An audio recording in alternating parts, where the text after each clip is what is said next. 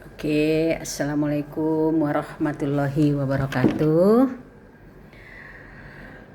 Pada kesempatan pagi ini, mudah-mudahan kita semua tetap sehat, kita semua tetap semangat, dan kita semua insya Allah selalu dalam lindungan Allah Subhanahu wa Ta'ala. Baik, pada kesempatan ini kita akan melanjutkan pembahasan kita tentang deep learning atau pembelajaran mendalam. Pertemuan sebelumnya sudah disampaikan definisi dari deep learning itu sendiri, dan sekarang kita akan lanjutkan dengan elemen kerangka pembelajaran mendalam. Jadi dalam kerangka pembelajaran mendalam ini ada 4 elemen yang tentunya harus juga sama-sama kita pahami, sehingga dengan memahami kerangka atau elemen dari kerangka pembelajaran ini, kita lebih dapat dengan baik untuk mengaplikasikan pendekatan pembelajaran mendalam itu sendiri di lapangan, khususnya di sekolah kita masing-masing. Adapun keempat elemen pembelajaran tersebut, yang pertama adalah praktek pedagogis.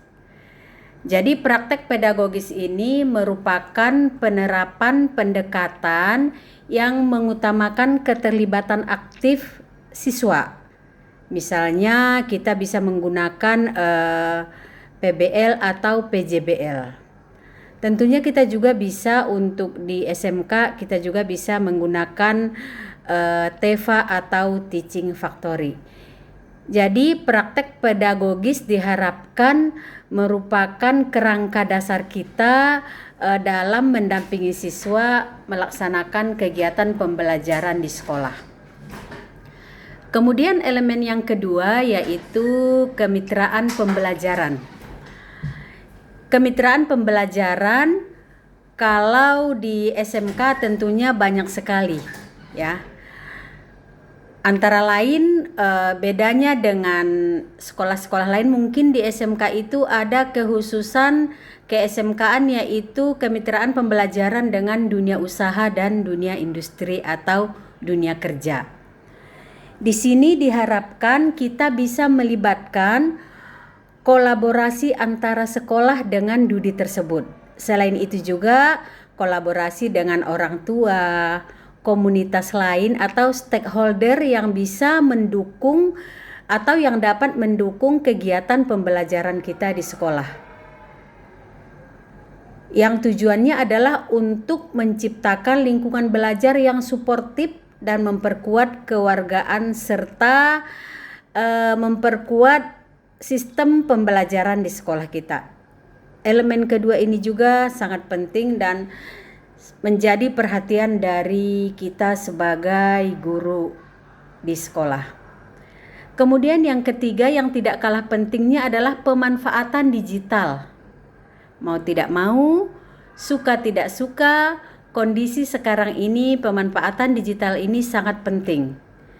Karena berbagai sumber informasi atau berbagai informasi atau sumber belajar kita bisa dapatkan dengan pemanfaatan digital. Yang perlu kita sampaikan kepada anak-anak kita adalah pemanfaatan digital harus dilakukan dengan cerdas dan bijak. Dan jangan pula disalahgunakan, karena anak-anak sekarang banyak yang menyalahgunakan pemanfaatan digital ini. Misalnya mereka sibuk dengan judi online ataupun sibuk dengan malah ada yang pinjol atau pinjaman online. Padahal sebenarnya pemanfaatan digital ini kita gunakan untuk meningkatkan akses, kualitas pembelajaran dan memungkinkan anak-anak kita mengekspresikan kreativitas serta membangun komunikasi lintas ruang. Jadi sebenarnya itu tujuannya. Jadi kita bisa mendampingi anak-anak kita untuk membangun komunitas lintas ruang di ruang virtual misalnya. Yang terakhir adalah lingkungan pembelajaran. Lingkungan pembelajaran ini merupakan interaksi ataupun integrasi ya. Integrasi antara ruang fisik dan ruang virtual yang dirancang secara fleksibel tentunya. Tujuannya adalah untuk mendorong kolaborasi tadi. Bisa untuk merefleksi, bisa untuk eksplorasi dan berbagi ide, serta mendukung kesehatan dan keberagaman. Jadi lingkungan belajar yang sehat adalah lingkungan belajar yang semua warga sekolah merasa nyaman pada saat berada di lingkungan tersebut. Lingkungan belajar itu tidak tertutup hanya di ruang kelas dan tidak tertutup dengan hanya tatap muka saja, tetapi bisa kita ekspresikan di luar kelas, misalnya di perpustakaan atau di lapangan, atau bahkan kalau di SMK bisa kita kunjungan industri ya. Jadi anak-anak itu benar-benar tahu bagaimana lingkungan industri. Ini juga merupakan lingkungan belajar yang anak-anak harus pahami. Ataupun misalnya kita berkunjung ke perguruan tinggi atau ke tempat-tempat wirausaha UMKM misalnya.